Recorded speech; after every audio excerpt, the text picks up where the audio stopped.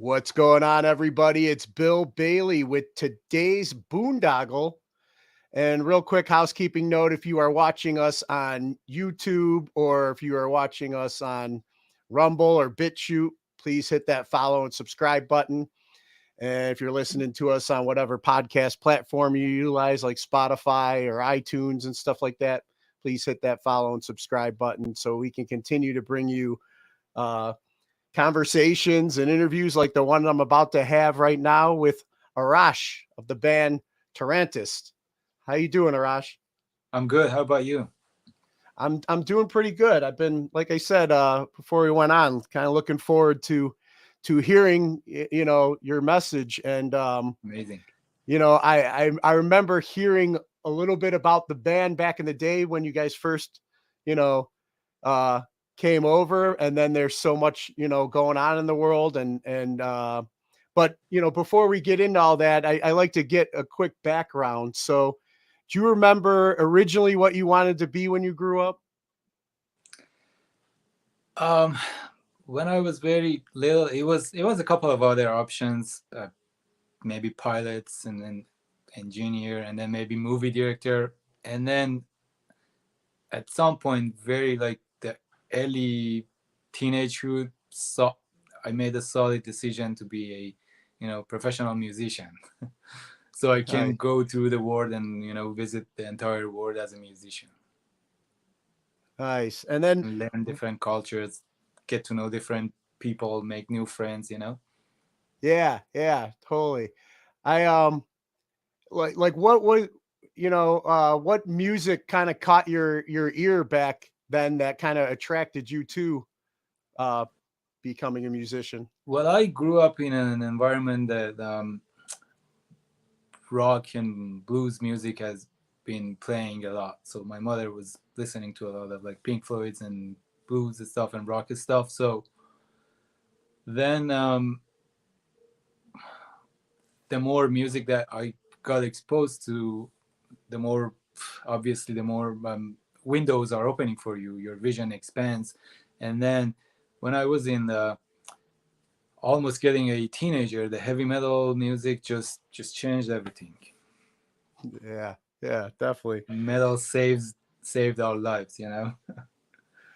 Yeah, and I want to talk a little bit about that too, because I mean, for the audience that might not know your story and know of the band, um, want to fill them in on where you grew up and why how you were able to get into music, but how you had to kind of as you started playing, how you guys kind of had to stay underground.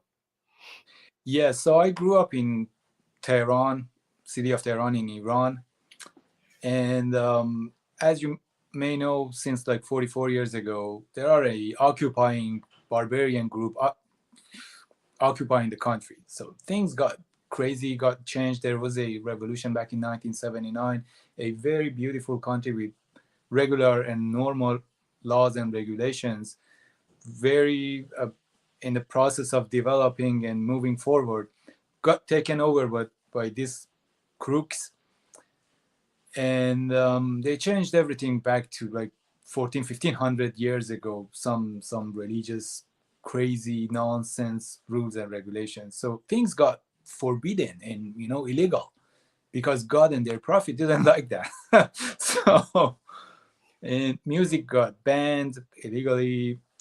uh, Human rights didn't exist anymore. The definition of that has been changed to another nonsense. Women, they had to cover themselves. They were not allowed to go to the public or do anything. The cover, the hijab bullshit and stuff like that. And people with other beliefs, with other thoughts, minorities or LGBTQ family, they were all just destroyed. They did not have any right to exist or to be there. So everything moved to the underground scene. In And there, this was going on. This rule was taking place. You grew up in this. basically, correct? Yeah, that one since not revolution of 1979, things changed this way. Yeah, I was born a few years later through that. So when in the middle of all those crises, we were born, and so yeah, when we were growing up, things still was like that. A few years later, some reforms to be called. They were trying to make things a little bit better because they could not resist against the people. People wanted freedom, but wanted different things. A little bit was better, slightly, not completely, but everything had to be under their umbrella of nonsense.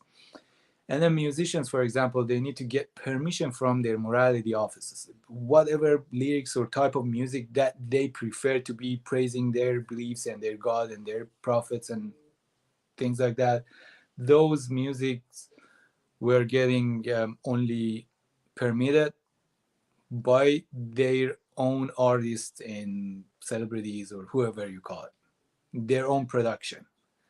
Other than that, you didn't have any right to exist, to promote, to produce, to do anything. So things had to be underground, private in your own home or for yourself. And And is that basically like because you said your mom listened to Pink Floyd and stuff like that. Now, would that have been considered propaganda? Like contraband? Is that yes, definitely, definitely, so? In definitely. in your home, she was, I mean, basically had to sneak in the music she enjoyed. Yes, yeah. And then yeah, some tapes and things from before the revolution that they had, or the family and friends that were coming from the overseas, just bringing us stuff. And then later on, when internet came and satellite came, things got a little bit better, more wider, and you had more access to things. But in the early years, no. So it was just total. The whole world was going to another direction. This, am I allowed to use profanity? Yeah. Yes. So these whatever's they were dragging the country back to 1400 years ago. You know. Okay. And then rock and metal, they were consider you as a devil worshipper. This nonsense, old school thing, expired thing that still, that thing is still is valid in their thoughts and beliefs. Unfortunately, Iranian people are still suffering from those kind of garbage thoughts. Yeah. And you were getting arrested if you were carrying an instrument and guitar, specifically electric guitar. Oh wow, what a Western devilish kind of tool. So you're getting arrested, and then here's your execution order. Go to the hell, because our religion doesn't like that. 1400 years ago, they said, do not play heavy metal. That's against our, So this craps, I mean, we had to deal with all those bullshits. So, and then we were teenagers by the late 90s and things like that, playing all those things with the music with our friends and classmates. Then we got fortunate to be getting exposed internationally through the internet. So MySpace was very helpful Oh to us. yeah. Yeah. Now, And then, before that, though, I mean, for you guys just to get together and, you know, not just like listen to the music and enjoy it, but like you said, carrying a guitar, electric guitar, could have been a death sentence.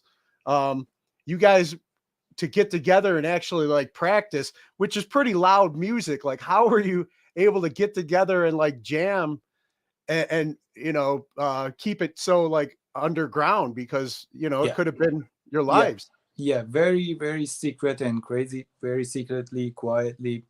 Y'all Messenger was helpful with arranging private shows and things like that back in the time. And then we were practicing or rehearsing 2 story down the ground in a closet-sized basement.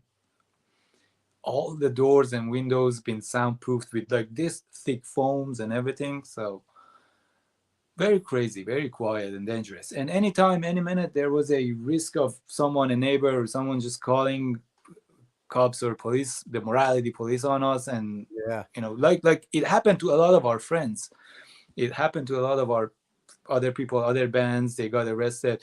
A couple of minor incidents happened to us also, but due to me being a internet computer geek and having access to the internet, so we got very soon we got that international exposure, and we got invited to go perform overseas, and then we came out of the country. But if we would have stayed there a few more months more, I wouldn't be here today. I think I would have been in their heaven or their hell or something like that. Yeah, and so you guys are you mentioned there was other bands that weren't so lucky. What was like the underground music scene like? And you said you were able to have like secret like shows and get kind of people to play for and stuff Yeah. like that. It almost sounds like, maybe like Christian missionaries coming into, a Muslim country, and trying to you're preaching the gospel of metal, but it could have been a death sentence at the risk of your life. I mean, what Yeah. was that scene like getting together? Did you get to play with other bands before? You know what? It was you're a teenager and you're brainless somehow, right? You don't see you see up to some certain point. So Yeah. and the passion and the adrenaline level was very high. We were just tech through text messages and phone calls with our friends, putting things together, arranging things very quietly, and then we only were letting a few people that we trust. We were letting them know. No strangers, our classmates, our relatives, our friends, like that. And there was a couple of, or maybe a few incidents that we had shows and events with other bands, and in the middle of it also, in finding a nonsense reasons to perform at the universities, for example, amphitheater or some places like that. But in the middle of the show, everything has been getting canceled, everything has been getting turned over. But well, we had a small tiny basement area. We would have invited our friends there, and very quietly, like doing a very dangerous thing. Yeah. And locking up all the doors and windows, play a 30-minute show, then opening up the windows to get some fresh air in, and then playing the rest of it. Yeah, I mean, there's so many like, there's so many like scenes here in the States, that they say, "Oh, we're really part of the underground," or "We're really punk No, rock." that's just a bullshit Yeah. underground. You I wanna mean, you you guys wanna lived you it. wanna experience the real underground? Let me show you like some footages of those days. The fear. See, for the underground, the first thing that should exist is the fear of your own matter of life or death. If you're playing a real underground show, any minute you might get killed. So Yeah. don't brag that you are an underground. You're Yeah. let me close my mouth shut. Sorry. And that's part of why I wanted to have you on here. I mean, it's just I can't imagine like you know like you said, you're a teenager and you're kind of not seeing planning ahead, but you're doing something that you love, that you feel, that you're passionate about, but you're basically something that you believe in so much that you're willing to die for. That's what we did. Yeah, putting Yeah. our life in front for heavy metal. Yeah. So It's there's the a he lot of breathes. people that say that, that there's a lot of metalheads out there, but I'm telling you what, man, I'm glad I'm having you on to give a lesson to all the I'll, supposed metal I'll diehards challenge in everyone. the States. Every tough heavy metal dude, come challenge me to see who is tough. I'm just kidding, but I'm having fun with this conversation. But that's a reality. I'm not bragging, but Yeah. just messing with the heavy metal family. But so, you were good with using MySpace, and I mean, that alone, because I'd read how, all of a sudden then you had like what, like CNN and NPR, and I mean, the word got out about who you guys were, what you were doing. and you were still there Yes. when you were being discovered, and all this media Yes. hype started coming. So wasn't that like, I mean, could that have gone awfully bad and for you guys? It Because then could it's like definitely, the definitely. And cover's then been pulled off, yeah, you know? so we started receiving a lot of attention, a lot of requests, emails. People, authors, medias were getting visa to come into the Iran, specifically to have a talk with us, to write book about us, to do episodes and documentaries about us. And we had like, you're a teenager, so your schedule is like busier than Ministry of Foreign Affairs. That many foreigners are coming to visit you. It was exciting. It was, it was giving us the drive to keep doing it. So we knew that we're doing something wrong. We're doing something evident. This guys from like Japan, America, Germany, Austria, Europe, all over the place. They're coming and visiting us, putting time to talk with us. So we're doing something right. Let's keep doing it. And then all those media or press that were spreading the word brought us that internationally recognized artist type of thing, status. We got invited to festivals in Europe and then South by Southwest to the US. And then we came to the US as internationally recognized artists and then continued there. So we were lucky. I mean, everything happened so fast. Yeah, I was going to say, Like couldn't the Iranian government, that now that the cover's been blown and what you yeah, guys have been doing there, couldn't they have shut everything down and just you guys yeah, could have, but I totally. guess thankfully everything, happened, as you said, so fast that you were able to, I mean, get approval to leave. Yeah, And yeah, yeah. A living and example of heavy metal saved my life. So and then so you were able to play those festivals over in Europe, but then when was it where you guys were able to come to the States, and what was that procedure it like was to it, it was around 2007 that we came here. We got an invitation to play at South by Southwest and then a few other shows. And then we went through a long visa process. So we had to miss the first year, first shows and stuff like that. It was very tough. Then we had to wait for the next year. And things started like in the US, officially started around 2008, the shows that we had and festivals that we had. And since then, we are here in Los Angeles. And real quick too, I know we discussed it a little bit before we went on, but I'm always curious about band names. What's the meaning behind your the name? TarantisT means bitten by tarantula. So tarantulas are nasty people in the society. You get bitten by them, you get toxic, and you get dance disease, which is called tarantism. Our first album is Tyrannism. And then with that dance disease, you want to get the poison out of your body. And that dance for us is those head bangs. So through head bangs and those movements, we try to, heal ourselves and clean our bodies from all those toxic things of the society. Okay, great.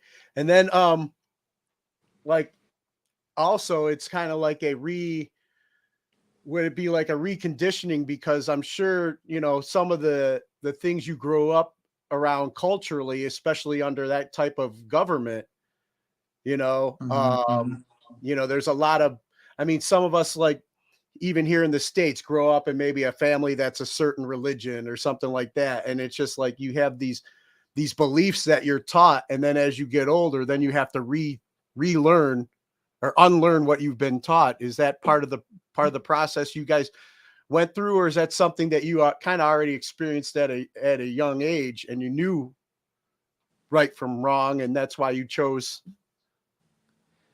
I mean, the family is very important in this matters. So luckily, we kind of learned it at the early years and ages. So I think that what family teaches you is very important. So I agree. Yes. Yeah. And then, so you guys come over here to LA. You said you moved around here about 2008. Things started happening for you guys, and you've been able to play some festivals and share stage with some of the bands that you would sneak to listen to over there. Correct? Like, who were some Yes, of your correct. favorites that you would enjoy listening to back home in Iran? Yeah, in That Iran, actually, we call it Iran. So Iran. yeah, the music that usually I grew up, one of the major ones was Pink Floyd, and then Metallica, and then Zeppelin, of course, Testament, the Slayer, and Death, and those bands have a very heavy influence on me. And then sharing stage with bands back in 2008, we were playing the South by Southwest Festival. We were playing at around 9:15 at the venue, and then on the evening of that show, because South by does the secret announcements daily. In the middle of the day, they announce there is this show going on tonight. So they announced Metallica is playing at 10 o'clock at a couple of doors away from our venue. So, and then the next year it was Motorhead. So the next year it was like another great bands, a lot of great bands that we had the pleasure and honor of like being in the same festival with them. Now, have you ever got to meet some of these musicians now since you've been Yes, here? yes. I've met almost all of my favorite musicians, role models. Some of them, yes, I've met with them. Most of them, they already knew about us. They've heard about us. Most of them, some of them, when we talked, I introduced myself and my project and my band. They were very impressed. Beautiful heavy metal family. Yeah, and how? I mean, I was going to say, how inspired did a lot of them seem by your story? That, I mean, their music played a role in inspiring you, where you were, under the conditions you were living in to seek out this profession, and then you were able to get out and now create your own. From them, well, I think all of them, they were very impressed and happy that what they've been doing has a good effect on other people's lives. So, and at this point, I would like to ask them to be more vocal about what is happening about in Iran, about Iranian peoples, what is happening with the musicians, rappers, heavy metal musicians. Everyone are in jail, getting arrested, getting executed. Women's rights. These are your fans. They've been Yeah. listening to your music. I would like you to be more vocal about that, more to post more about what is happening. The Iranian current revolution, people are trying to change things, to revert back things to the normal. Um, I would like you to spread the word and try to raise more awareness about this matter. I agree, and that's, like I said, another reason why I wanted to have you on. You asked earlier if you could use profanity, and I try and be as free speech as possible on my podcast. I don't know what I've had YouTube take down a couple episodes because we're under their rule, but I mean I let it fly here, and I like to get these types of messages out to the audience and stuff, and I found, and I want to get up to current events with you and your latest song, but real quick, I wanted to ask too, like life transitioning, when you guys first moved. I mean, you've been here for a little while now, but what was life like, for you? What kind of culture shocks were there for you, and like what was life like transitioning here to life in the States from growing up in Iran?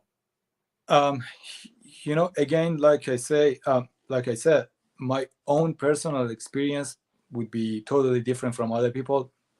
Again, because of the family, the awareness, the familiarity of them with the Western culture, I was blending a little bit. It was very smoother for me. but for other people would be definitely more difficult and more challenging. Still, being familiar with things, seeing them through movies, films, relatives sharing their experiences, all those things. But when you step in it on your own, when you experience it by yourself, it is different. It is very shocking. It is challenging. A lot of ups and downs. For example, in Tehran, when you look at north, there are mountains and hills. But in LA, when you look at south, there are hills. You know, so things are, the whole world is upside down. So when it is night over there, it is early morning here. These are the basic things, but and then the language, the small tiny things in the culture, everything is very challenging. So But it's like, tough. It's you not know, for everyone. but then also like, the things that, were basically forbidden over there. And then you come here, like, I mean, a lot of um, just were you shocked at some of the things that you're able to do here in the States that wouldn't have been like Yeah, the main allowed to? question that pops up in your mind is why in these years, in this stage of the whole world, some crazy idiot people are still thinking that much like backwards. Why these normal things that we call it freedom in the West world, why these things are forbidden or illegal in the other part of the world? What is it causing?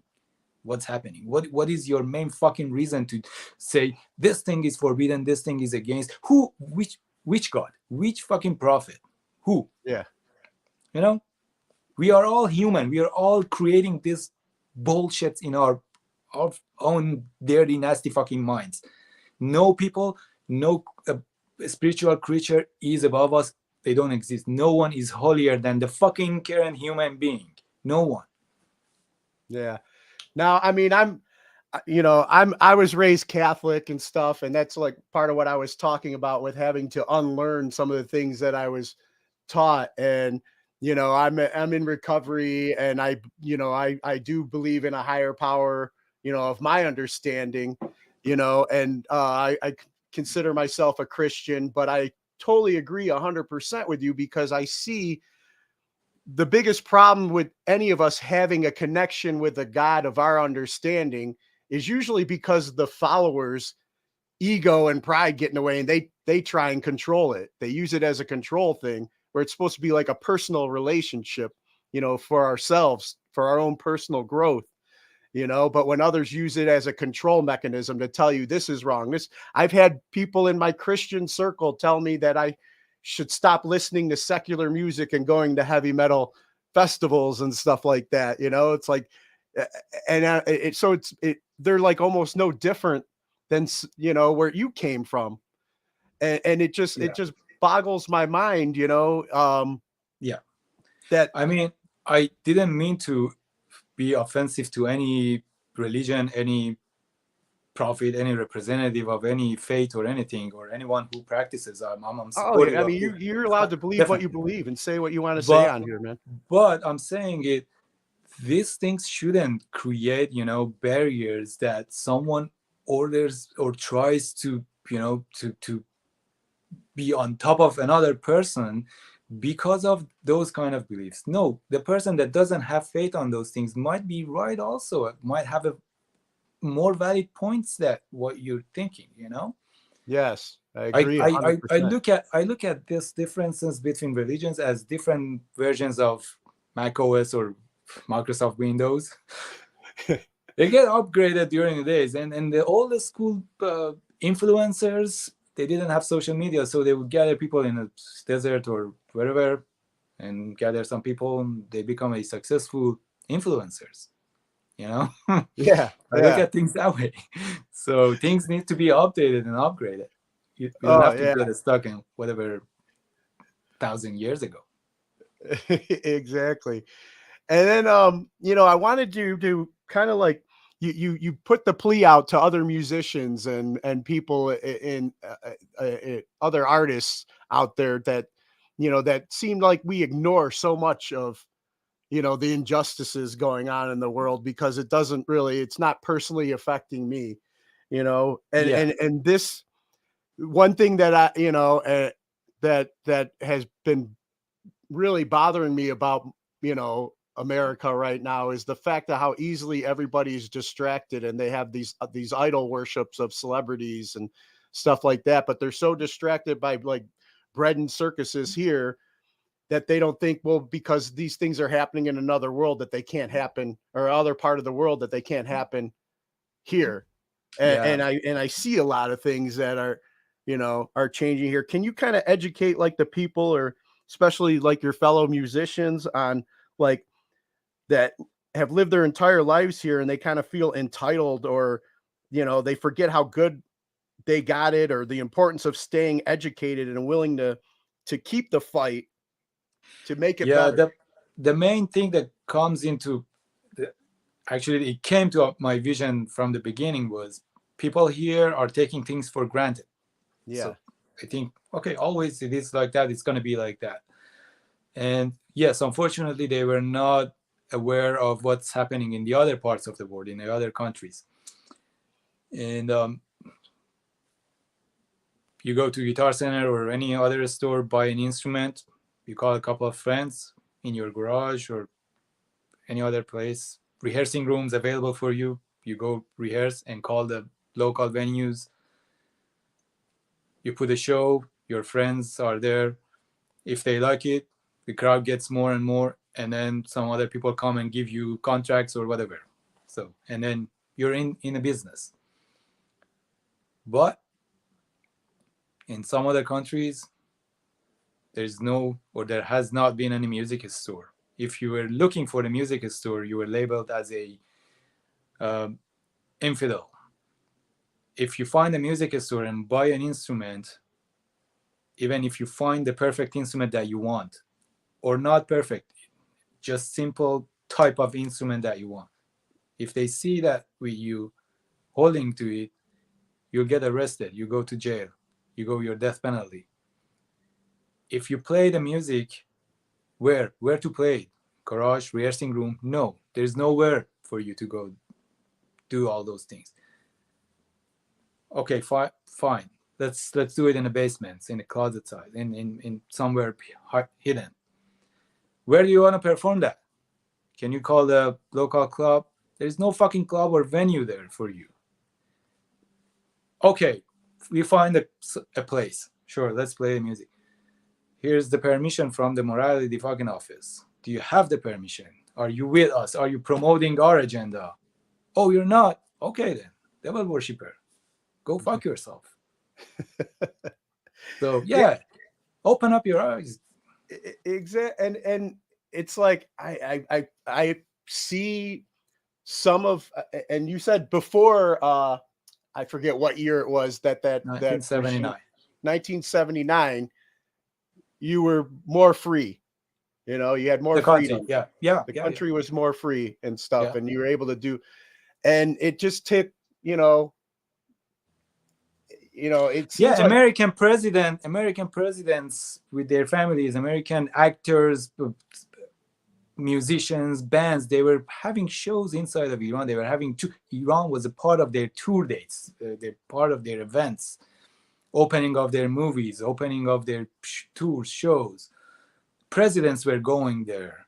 Iran was a major tourist spot in the Middle East. The huge ceremonies, festivals, things were happening there. We had something like Woodstock in Iran back in the time. Yeah, but it's like, going back to the people here, like the I guess the quote unquote blue check marks, I guess we'll call them, that they want to complain about how bad things are, but what are they doing to try and make things better here? But they're ignoring that we're getting, by shutting down other people's voices that you don't like to hear, and censoring other voices because you don't agree with what they're saying, which I'm seeing a lot of that happening now here. That's almost leading to, the type of environment you grew up in over there. You Yeah. know, the morality police is kind of controlling where everybody's paying attention. Like, heaven Yeah. forbid people speak out against China right now. You know, Yeah. a lot of the NBA or a lot of the sports teams that get all their stuff over there, they don't want to, you know, bite the hand that feeds them. So we just ignore all the injustices going on over there. And then, you know, the propaganda that we're fed here about Iran, you know, don't want to pay attention. I mean, we have all these, you know, the women's rights movements and the LGBTQ movements here protesting, but it's like, well, what about your brothers and sisters, especially your sisters, that what they're dealing with over there, you know? Exactly. Yeah. And Yeah. that's what you guys have been shining a light, you know, with your especially your current single, Revolution. You know, you want to share about the inspiration behind Revolution and what led to that. Sure. Yeah, I appreciate the opportunity. Yeah. So all these years, 44 years of nonsense and imposing uh, wrong beliefs and everything to the people, there's been always protests and gatherings against all these things. But each time it's been getting cracked down, people were getting killed, again imprisoned and things like that. And in another recent incident back in September of this year, a young Iranian girl with her family from a small city in west of Iran, they come to the capital, Tehran. And then because the girl had a few strands of her hair out of her hijab, headscarf, or whatever, she gets arrested by the police. She gets beaten in the head, dragged on the floor, or who knows, God knows whatever happened to her, raped maybe in the prison, and then she dies. And following up with all this current uprising and everything, at this point, people got very mad and, you know, up to the point that they cannot stand anymore. So everyone came out to the streets protesting that why you're still doing this to us, why innocent people are getting killed. And then to prove that they didn't kill that girl, they started killing other people with heavy weapons, with war weapons in the streets. More people got arrested. Young 8 years old, 9 years old, 10 years old kid, boys and girls are getting killed. Girls in the school, in the primary schools or middle schools, are getting kidnapped. They're getting imprisoned and getting raped into the prisons by this fucking occupying regime that is, you know, taking over Iran at this point. So it's been ongoing unrest, it's been ongoing protest, and since people were getting killed and the dose of the, you know, craziness just elevated and escalated very fast, everyone has been saying it that okay, this is not actually. We've been one of the first people that we're like, oh, hey, this is not protest. This is a revolution. People are trying to change things. So everyone is now have the faith that okay, this revolution is happening and we need to be victorious very soon. And the idea behind the song was just raise more awareness about what's happening. That one of the main slogans of this protest is just you guys messed up or you guys fucked with the wrong generation. This generation is not buying any more bullshit from you. We'll take over and we'll devour you. So, and then there are more slogans in it: woman, life, freedom, which is the main slogan of this women movement. And all the men's and everyone is supporting this shoulder by shoulder, men and women of Iran together. And yeah, basically that's it. And then trying to say that okay, people are getting imprisoned, getting kidnapped, getting raped into the jail and prisons. So around the world, what are you guys up to? Just Yeah. this is happening here.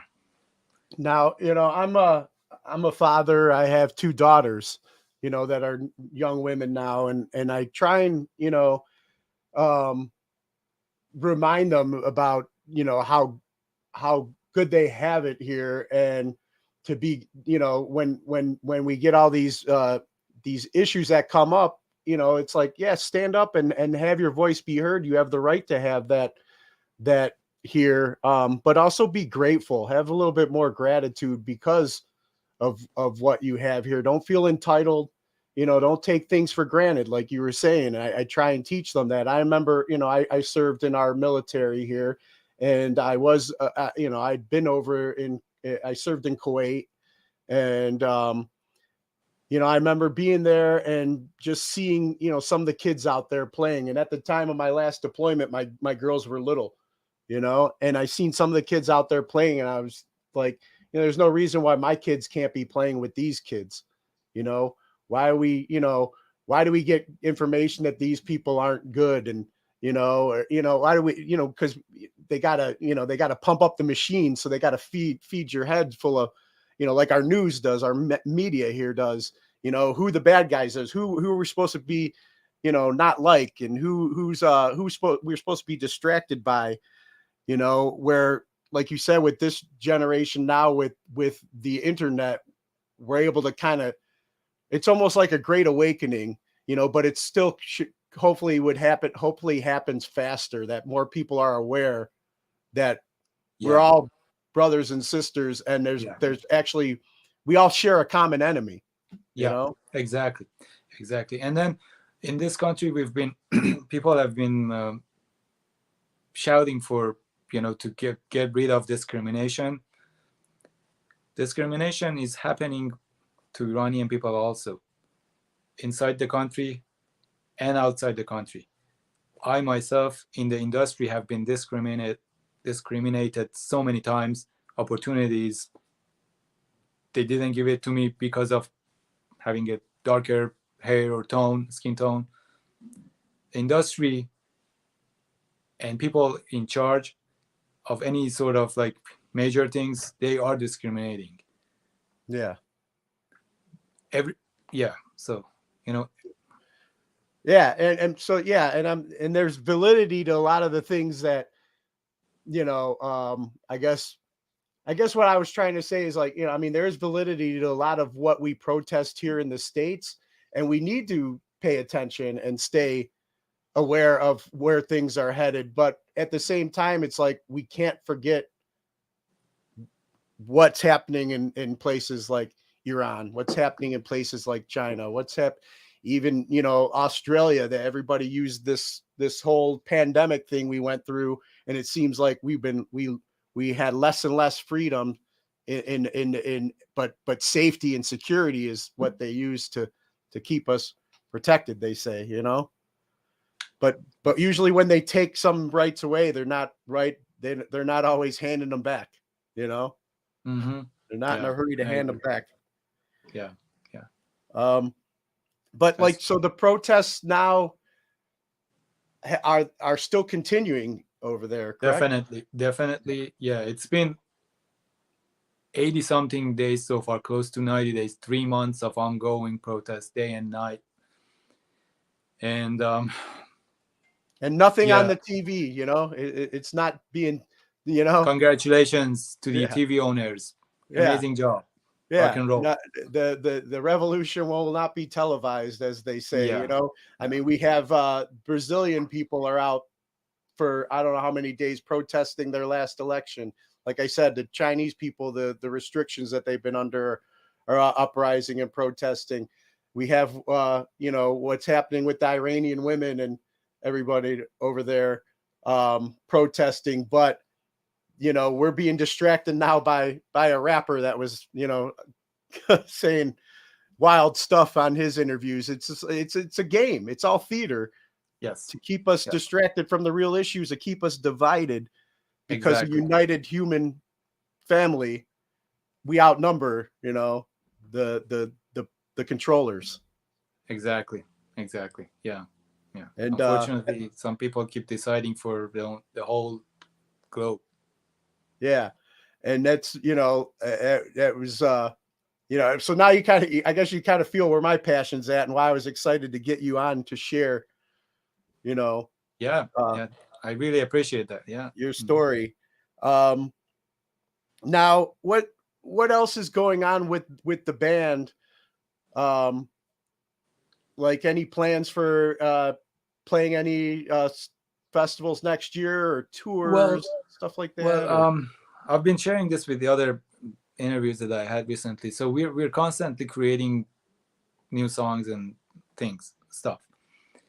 As far as the shows, we definitely would need and appreciate any help from anyone that can help us, because putting shows is not our expertise. It needs a lot of other coordinations and stuff. So that'd be amazing. We're willing and we're ready to. We have our regular rehearsals and performances. We had a couple of festivals during like past few years, some private TV shows and things like that. But a public show would need coordination, which is beyond my shoulder.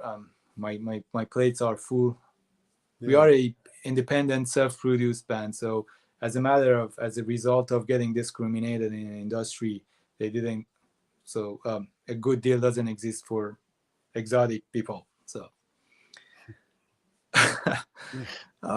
we're trying to come up with have a partnership with some organization or companies to have better shows and better lineups and tours, things like that. Well, I'm hoping that we can do, something. Having you guys on here will help, turn some eyes your way, because everybody talks about, like, here in the rock and roll is like, the rock and roll world, especially like heavy metal, is, we're all fighting against the machine, we're fighting against the man, we're all united. But it seems like a lot of people have fallen in line. A lot of the people I grew up listening to have kind of just turned to and fallen in line. Instead of fighting against it, they're fighting for the machine because their pockets are padded. Yeah, yeah. And I'm still one that supports the people that are fighting for a cause and trying to get the word out about injustices. And You're doing a great job, man. Yeah. well, thank you. And so are you guys. So in the meantime, if there's no opportunities to play out, you guys are just going to continue to use your skills to raise awareness and get the word out. Yeah. And Well, try and hopefully inspire others to, get behind the cause. Yeah. We can simply have like the tiny shows, the small shows around. And most venues, these days are pay to play, so ridiculous policy, but I prefer to just have like a better production, better shows there than like tiny regular venues, clubs. So hopefully we can come up with a better idea. Yeah. Well, there's a lot of, when you guys first came to the States, you said you played South by Southwest, and there was a lot of buzz, but it's kind of fallen since. Like, none of these other major festivals have kind of been like, hey, let's get these guys on. To be honest, I don't know why. Seriously. I said that they might have their own agenda, but we've been always active. We've been always so many years. We played at South by almost every year. We played at South by since 2008, and I don't know. It's a good question from them. Yeah. So, yeah. Well, we're asking the question right now. So if they're out there listening, there's no excuse. We need to get you guys out. I'd love to see you guys perform here in Cleveland. And if I had the power and the pull, I'd love to bring you guys here, and you could check it out, the Rock and Roll Hall of Fame, Definitely. We would love to. Yeah, man. Yeah. We would love to. Yeah. But but like you said, in the meantime, it's just kind of you guys are going to keep doing your thing, what you're doing. Yes. And raising awareness, getting the message out. Yeah, we will definitely have our online presence going harder than ever. So yeah, production every day, non-stop. Songs on Spotify, YouTube, Apple Music, wherever. So every couple of weeks there would be a new production there. And and then everyone who would love to check us out, all social media, all platforms, only TarantisT. And then we're easy to reach out. Any email, all our emails are there. Just TarantisT@tarantist.com. Through any social media, you can also contact us. We have this pleasure of building a friendship with whoever have been following our music. They are a part of our family. They are our friends. By the way, another thing, on our social media, we used to have a lot of followers, but because of some bots and accounts related to the Islamic thing, the government, they've been reporting us since we are posting like socially conscious content. They've been reporting our posts, and then our page is getting restricted, and most of the time it is on read only. Whoever follows the page, it doesn't show. So our numbers are very low, but our interaction in our back panel, we see like hundreds of thousands of people each month. They're checking our stuff, which is amazing. But the real numbers down there, it doesn't show. And I have a collection of different notifications and restrictions from these social media giants also. Yeah. No, believe it or not, man, this little podcast here has experienced the same thing. You know, I've had two or three videos taken down, you know, from YouTube. I've had, you know, I've gotten, you know, put into Facebook jail. It's like big tech. If you don't say what Yeah. they want you to say, Yeah. you know, but I'm like you. I'll when there's something that I don't agree with is going on, you know, I'll be with the bullhorn from the rooftops until they shut me up, Yeah. you know. Yeah. But I Exactly. like to shine a light and give other people the opportunity. I'm sure we'll get strikes for having you on today, you know, but oh well, I'm willing to take that fall with you, man. You know? Yeah, to be honest, at some point it gave me the depression that, okay, here's my lifetime career, and this is getting, pushed down and destroyed like this by these guys. And I went through a very bad phase of like being sad about that.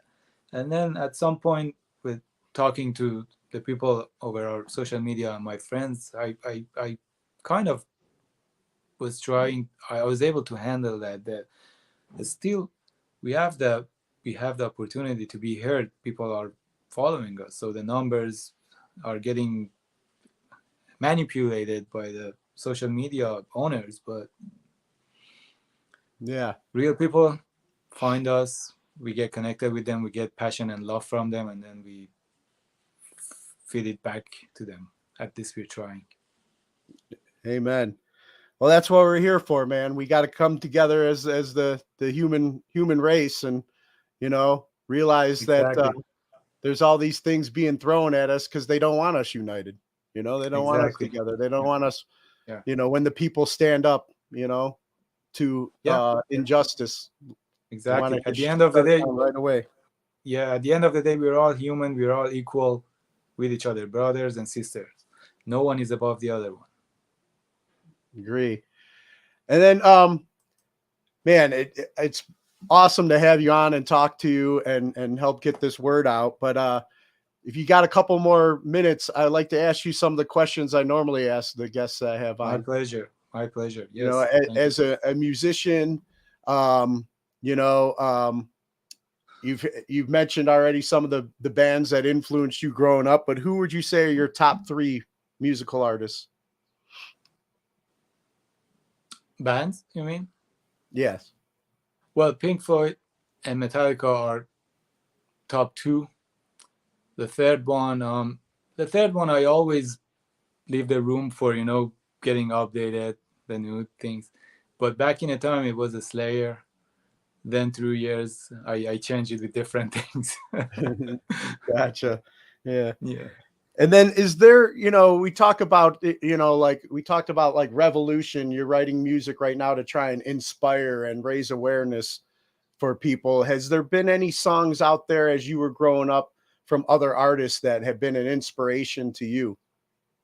Definitely, from the artists that I said, including Rage Against the Machine, Testament. Yeah, a lot of good songs. U2, and yeah, And then now, I don't know how the schooling systems were back in Iran, but here I like to ask, like, what class you feel should be mandatory before you graduate. I could have different answers to that, but maybe a world culture or a humanity class. Agreed. It's like you were saying, you wanted to tour the world, get the band out, tour, meet other cultures, make new friends, meet other people, I had opportunity to do something like that during my time in the military. Kind of different circumstances, but thankfully I've always been kind of more of a thinking for myself, and looked at through different lenses at the world. But I feel it definitely played a big role in my life than to get out there and see other cultures and meet other people and try and get an understanding of how they live. We learn more empathy for each other that way as well, where it seems like the loudest people back here in the States I run into that think things should be done their way are stuck in their bubble. They've never been out to experience other things, Yes. So I Yes, feel that's exactly. very important. Exactly. And then who are 3 people who've inspired you or you can credit for making you the person you are today? My mother, she's the number one. And then the late king of Iran, Muhammad Reza Pahlavi, he was the king of Iran before revolution. His character, his knowledge has been always very inspiring. And the stories of my grandfather that I've never met. So I think these 3 are very important to me. Nice. And then I always ask this question. I'm sure we know yours right now, but are there any causes or organizations that you support and encourage others to check out? Nothing specific at the moment. No. Other than just pay attention to what's going on over there, especially for women's rights, women having Yeah. Well, the fact with organizations, most of them, I'm not saying all of them, but almost most of them, the major thing is just getting funds and donations, and just going through paperwork and stuff like that. So I'm not that much a fan of organizations, and I'm not saying everyone is like that, but it's still what I've seen on my personal experience. They don't get things done the way that it should. Things are at some point, if you claim that you're an organization for this cause, you got to get that done. You don't need a fucking bureaucracy or paperwork or go through this wait game or no. Yeah. You're doing all those for donations and funds. So I prefer to just look around and be in a real world than putting a limitation of organizations in front of my vision and saying nothing beyond that. So you go explore for your own self, talk with different people, search different hashtags or keywords in a word, and try to come up with other things to get to know what do you want to and where do you want to spend your money or support or your effort or your struggle. So nice. I agree. Yeah. Because United Nations, for example, or UNICEF, they are the most 2 major things that people are counting on. And that whatever happens, everyone is pointing at them. Hey, UNICEF, do something. Hey, United Nations, do something. Bunch of lazy people sitting on their butts and collecting tax deductibles and donations and not doing anything. What are they doing seriously? Shame on you. Yeah, exactly. And like there's the ones that, you donate, but by the time your money actually reaches the cause you're donating to after paying, the CEO and everybody else, Yeah, and posting a statement will not fix anything. No. Yeah, you post this a statement on your social media, your website, and send a letter. Who are you trying to, humiliate? Who are you trying to? What are you thinking? You gotta be Yeah. on the fucking field, wear your boots, and be there and solve that issue. If you are claiming that a statement is not fixing anything, you can Exactly. use Yeah. that as a toilet paper. Use your fucking statements as your toilet paper. It's like, yeah, exactly. It's like, the keyboard warriors, but are you able to strap on their boots, like you said, and get out there in the field? You're going to be a fan in the bleachers. You're going to get out there in the game and really make a difference, you know? And that's where we Yeah, need to get more people out there in the game yeah. making a difference. Mm-hmm. Um, here's a question that usually is more lighthearted. Favorite toy as a child? Well, I had a tiny kind of drum type of instrument that was making sound and beats on it. So then of course joysticks of video games before the guitar. Yeah. Nice. I mean, guitar is an instrument and Persian instrument of Santur, which I started learning music with. That are my major toys. Well, it was a toy for me. I was spending time and playing with these instruments. So Gotcha. And then we just talked about, like, people putting their boots on and getting involved and getting, actually, instead of just hiding behind a keyboard, getting involved and doing something, being of action. What message do you have for the people that are doing that right now? the people that are in the field, Yes. I'm proud of them. I try to be with them as much as I can, and those are the real heroes. Those are the people that needs to be put the light on to get the exposure or talk about, not the officials in the organizations or the other places. Those are the real heroes of the human being, living heroes of the day. Amen. Arash, man, thank you so much for this opportunity to talk to you. And I have your email and your number. So let's try and stay connected. I'll have you back on, anytime. I support what you guys are doing, and I really appreciate getting to know you more. Thank you so much. It was a pleasure and an honor being here. I really appreciate the time that you put for this cause. And also, I would like to thank whoever is listening or watching to this. Thank you for your precious time. That means a lot to me. And I would be always happy and honored to be in touch and in person, do shows, do whatever. That would be amazing. Oh yeah, yeah. You come to Cleveland, we're hanging out for sure. Definitely, definitely.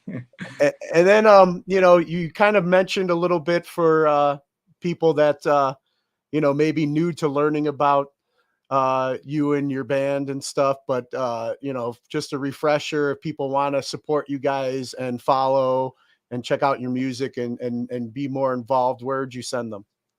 TarantisT, well, we have a very uh, simple website, TarantisT.com. And then we have a YouTube channel, TarantisT, our Instagram, TarantisT, Twitter, the same thing. On Spotify, Apple Music, Amazon, whatever platform that you listen to the music, TarantisT is just one word. And then if you would like to speak with us, you need anything, you would like to communicate more, just send us a message on the social media or email, TarantisT at TarantisT@TarantisT.com, on Instagram message, wherever. So easy to find these days. In your pocket, in your phone. You just open the browser and search for it. You gotta do the effort though, Yeah, you got to put in a little bit of work. just open the app and search for it. That's it. that Yeah, hard. exactly. Hit follow, hit like, Yeah. hit listen. Man, awesome, man. I really appreciate talking with you. If I could get you to do one last favor before I let you go. Yeah, Do you for mind sure. cutting a promo ID for this show? Just introduce yourself and you're listening to today's Boondoggle. For sure. Yeah. Should I do it now? Yeah, whenever you're ready. Hello, this is Arash from TarantisT. You're listening to Boondoggle, right? I'll do it again. I'm sorry. Today's Boondoggle. Today's Boondoggle. Hello, this is Arash from TarantisT Band. You're listening to today's Boondoggle podcast. Awesome. Thank you so much, Arash. Appreciate your My time. pleasure. Thank you. Yeah, of course. Stay in touch. Amazing speaking with you. Yeah, man. Take care, and we'll be in touch for sure. All right. Take care. Bye-bye.